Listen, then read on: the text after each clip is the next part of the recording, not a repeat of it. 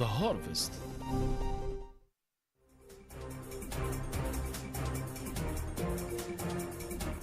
Welcome Ifriqiya FM. This is Yasmine Benachour. With the visit of the President of Niger, Abdurrahman Tiani, to Algeria for a working and friendly visit, Algerian President Abdelmadjid Tebboune welcomes him with a formal ceremony, including a review of the Republic Gang Guard.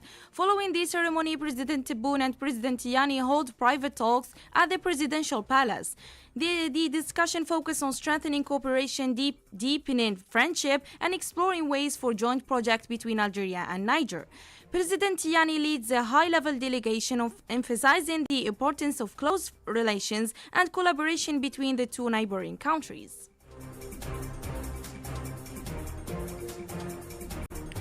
At the end of the 39th Ordinary Session of the Assembly of Heads of State and Government of the African Union in Addis Ababa, the chairperson of the AU Commission, Mahmoud Ali Youssef, says the struggle for independence in African countries continues. He stresses the importance of Algeria's declaration on colonial crimes in Africa. He explains that adopting the declaration in continuation of the liberation movements on the 1915 and 1960. Let's listen to Mahmoud Ali Youssef. The conference actually pinpointed the fact that the heads of state will have zero tolerance for unconstitutional or unconstitutional change of governments on our continent. The conference also underscored its determination to silence the guns. This is also a very important program if we contemplate to develop this continent and create the integration conditions for our countries. We need to silence the guns. We need peace on this continent. We need stability on this continent, and we have a program for that. And the conference really underscored the necessity and its determination to pursue the goal of silencing the guns. And finally, the conference also committed to support the reforms, because without reforming the way we are handling our security issue, peace issue, the way we are handling our economic challenges and trade-related affairs, I think it will be very difficult to reach the deliverables that we need to reach. In Libya, several tracks from the structured dialogue process finished meetings and wide consultations. Participants discussed legal, institutional, economic, and security challenges that still block stability in the country. The United Nations says solving these issues is necessary to prepare the ground for credible and exclusive elections.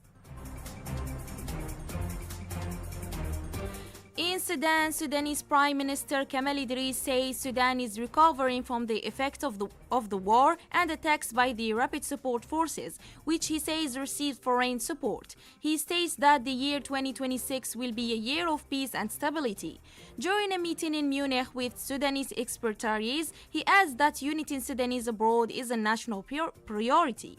Muadwa Mahmed explains more on this topic.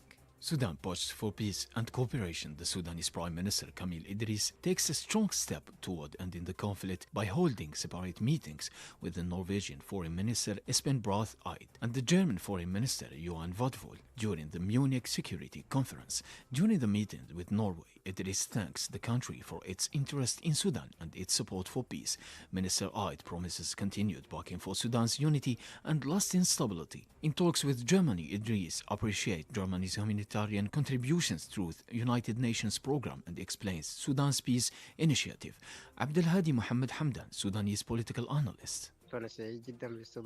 I'm very happy about the visit of the Sudanese Prime Minister Dr. Kemal Idris to Munich. This visit is very important. During the visit, several projects were discussed, especially projects related to the peace initiative proposed by the Sudanese people. Dr. Kemal Idris also confirmed that Sudan is recovering from the effects of the aggression and the destructive war launched by the Rapid Support Forces with support from abroad. He said that the year 2026 will be a year of peace and stability. After his meeting with the head of the Assembly of Honorable Sudanese abroad, he stressed that uniting the Sudanese people is a national priority to support the main national agenda.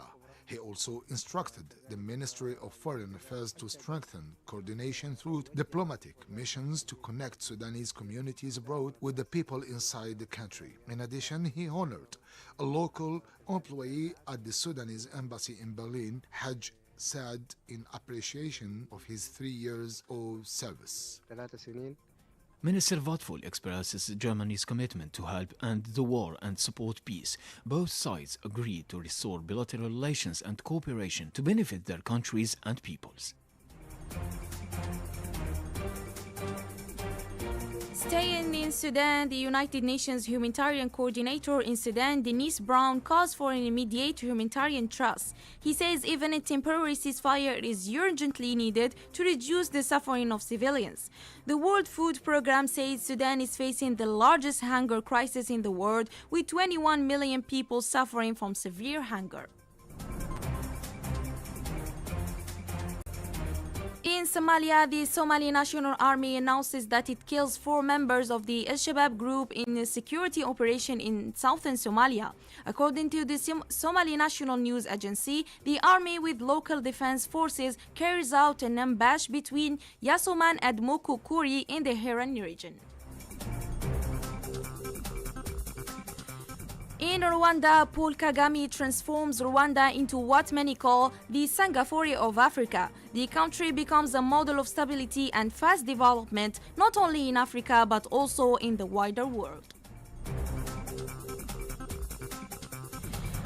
In culture, the Abuja in Nigeria, a contemporary African art exhibition opens. The event brings together artists from more than 10 African countries. They present works in painting, sculpture, and digital art.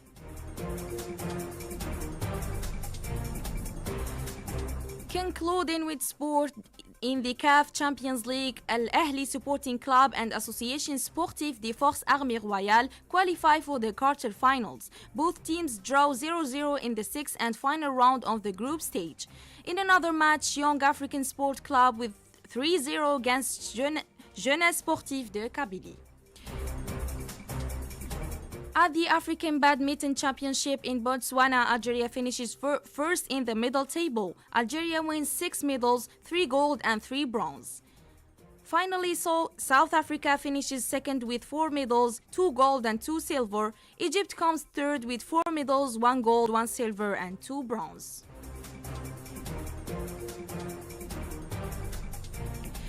This was the Harvest of Today. It was directed by Bouad Bab Ahmed, observation with Tawis, and streaming with Riyadh.